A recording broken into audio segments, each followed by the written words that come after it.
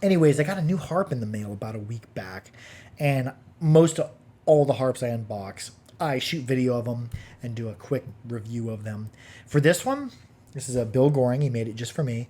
I decided, I'm like, no, the harp's special enough. I just want to keep the unboxing for myself. So I sat outside as the sun went down in front of all my pepper plants and tomato plants and just unboxed it as it was getting dark out and I was getting eaten alive by the skeeters and just played it outside to the music of the cicadas, or what we call here in Kansas locusts, playing in the background. I really, really like this harp. When I was talking to Bill Goring, I met his wife 2 festivals ago, the North American Jaw Harp Festival. Got his contact information because he no longer builds for stores; he just builds for individual people. When I got a hold of him, he asked me, "Well, what do I want in a harp? What do I want to note?" I'm like, "Well, notes aren't really important to me unless I'm at a festival or something and playing with somebody else. I really don't care about the note, especially for my meditation. I play a lot more untuned harps like Morchang and Yakut Homus, harps that aren't to a Western note. I think there's a lot of beauty in all the harps that aren't to note. So he made it. What he did is he asked me, well, what key is your voice in? I'm like, I really don't know. I don't know if it's in a key. So I talked a little bit in front of a tuner and then told him the notes that were kind of flashing up and kind of the frequency that my voice stayed around. He said, well, I'll tune it to your voice. I'll tune it to you. And the results on this harp are really good. I really, really like this instrument. It's gapped tighter and more consistently than any Goring I had ever seen. So you spend a lot of time in gapping this. The reed is really interesting. It's wider at the back, narrower, and then has a swell. And I think there's a really interesting quality that imparts and a lot of sustain, it seems like, doing a reed like that. I've noticed swells in earlier American harps as a J.R. Smith, which J.R. Smith, I've never played a J.R. Smith that I really liked, but every J.R. Smith I played has been abused and the reeds curve for it. I've also noticed that swell in like Sumatra, Gingong, and Iron, and it really imparts a cool quality. Also, like Plehanov have not quite a swell, but there's a lot of bulk, and then it tapers down right before you get to the deck. So that, I think that in and of itself imparts a really interesting quality to sustain and just the way the harp resonates. The harp does require a little bit more delicate of a touch, but it just has ridiculous sustain, really good breath. Really, I think more than anything, the harp probably speaks to me just because it's tuned to a version of me.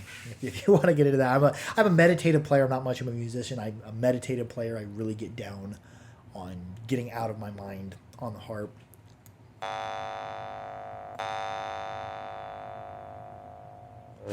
Initially, I feel lots of sustain, a clean bell ring, but with like a clean drone thing going on behind it.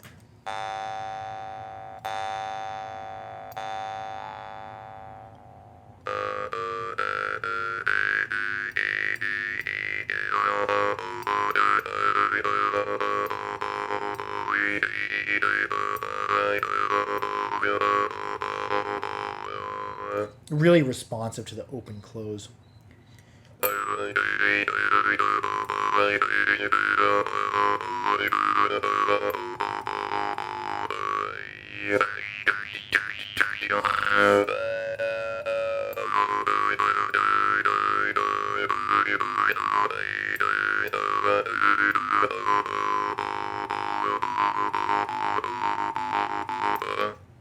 Really, when you get into feeding it light breath and bouncing off the back pressure of the harp and that open close, it takes you to really cool places. So anyways, thank you so much to Master Bill Goring for making this harp for me. I really, really, really enjoy this harp. And I believe he called it Blue Whale Medit or Blue Whale Meditation.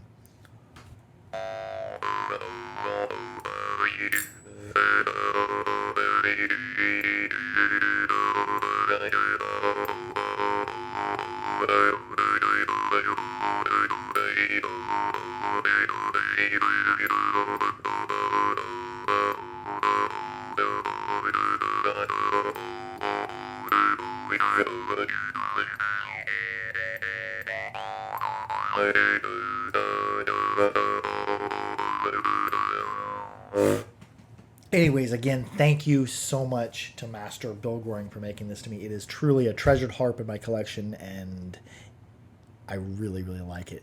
Anyways, be sure to like, share, and subscribe for more harpery. Keep your harps clean, keep them dry, keep them oiled. Harp out. I don't know why I put it back in the case. I do things as I'm talking without thinking. I love y'all. Adios.